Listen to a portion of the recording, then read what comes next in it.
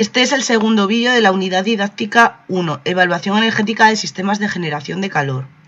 En este vídeo hablaremos de la explotación energética de instalaciones de generación de calor, así como de la diferencia entre el poder calorífico superior y poder calorífico inferior de un combustible, terminando en las medidas de energía útil y energía suministrada, que nos va a permitir aplicar el método directo o indirecto de cálculo de rendimiento de calderas.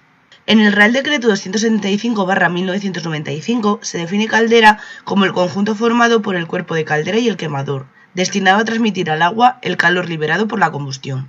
Todos estos conceptos se pondrán en práctica en este ejercicio de aplicación, donde nos pide determinar por el método directo el rendimiento de un generador de gas, donde se han medido los siguientes valores.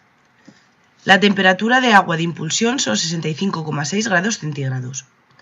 La temperatura de agua de retorno 49,7 grados centígrados. El caudal de agua que circula por la caldera 250 litros por minuto. La lectura inicial de consumo de gas 15.280,3 metros cúbicos. La lectura final de consumo de gas 15.287,1 metro cúbico. El tiempo de intervalo entre ambas medidas 15 minutos. Temperatura y presión del combustible 20 grados centígrados y 22 milibares. Considera condiciones normales del gas a 0 grados centígrados y a una presión de 101.300 pascales. El calor específico del agua 4,18 kJ partido de kilogramo Kelvin. Y el poder calorífico inferior del gas 39.600 kJ partido de newton metro cúbico. El poder calorífico inferior se define cuando toda el agua proveniente del combustible o formada durante la combustión se encuentra como vapor en los productos de combustión. El poder calorífico superior, por su parte, se define cuando el agua proveniente del combustible o formada durante la combustión se encuentra en su totalidad en estado líquido en los productos de combustión. Tenemos diversos métodos de análisis de rendimiento de generadores recogidos en las distintas guías, normas UNE y demás documentos. Emplearemos en nuestros ejercicios prácticos las guías técnicas, diseño de centrales de calor eficientes de la IDAE y el procedimiento de inspección periódica de eficiencia energética para calderas, también de IDAE. Vamos a diferenciar dos métodos, por un lado el método directo y por otro el método indirecto.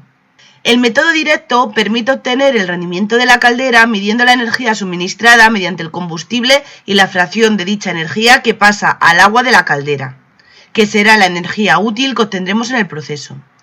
Como fórmula general se utiliza la que aparece en pantalla. Iniciaremos el problema con el cambio de unidades. Lo primero de todo, tenemos que ver que el caudal de agua se encuentra en litro partido de minuto y las unidades que vamos a necesitar serán kilogramo partido de segundo. Para ello haremos un cambio de unidades como el que se muestra a continuación.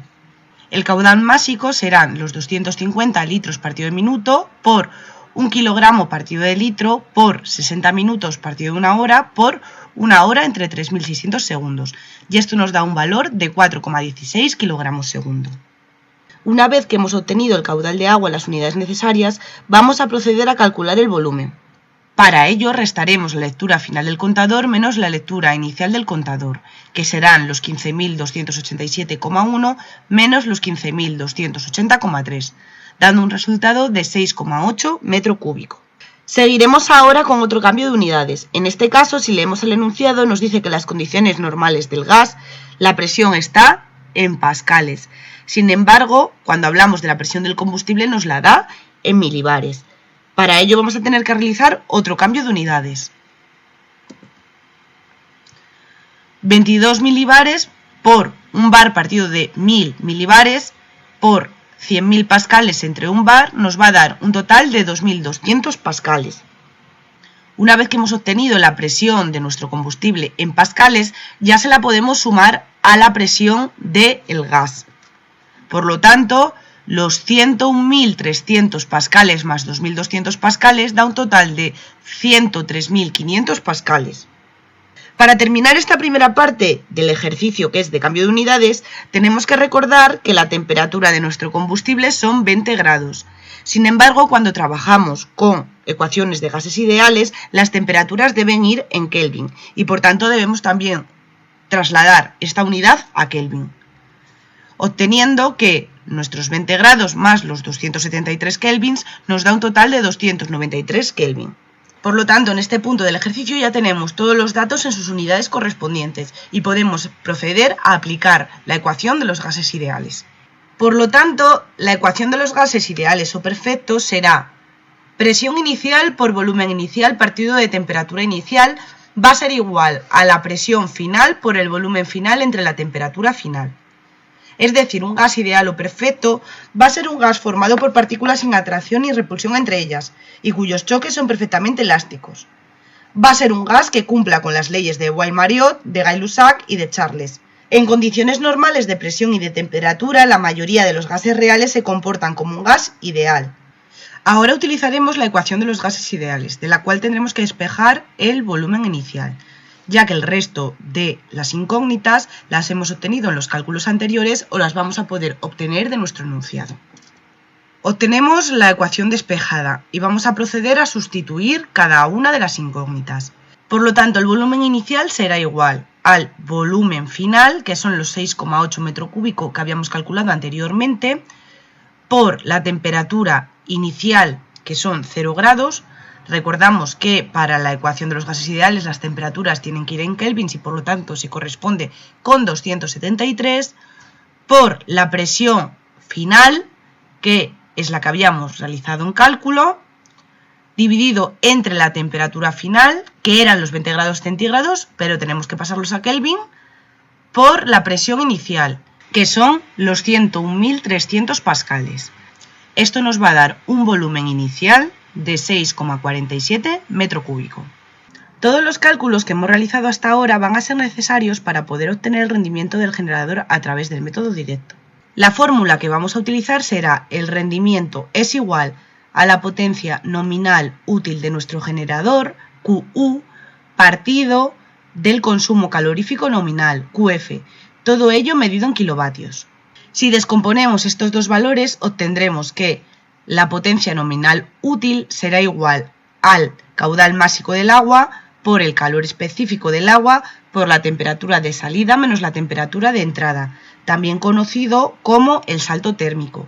Para poder calcular el consumo calorífico nominal tenemos que tener en cuenta que será la multiplicación del gasto básico del combustible, que se designa MF, por el poder calorífico inferior, que se designa H1.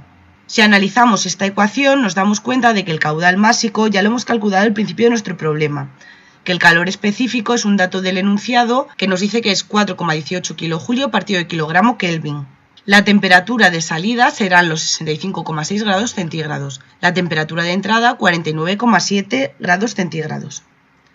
El poder calorífico inferior serán los 39.600 kJ partido de newton metro cúbico. Sin embargo, hay un elemento que aún no conocemos, que va a ser el gasto básico de nuestro combustible. Para poder calcular el gasto básico de nuestro combustible, será tan fácil como dividir el volumen inicial entre el intervalo de tiempo de las dos medidas, que son los 15 minutos que nos decía el enunciado. Si realizamos esta operación, obtendremos que el volumen inicial eran los 6,47 entre los 15 minutos y lo tenemos que pasar a segundos, obteniendo 0,0072 kilogramos segundo.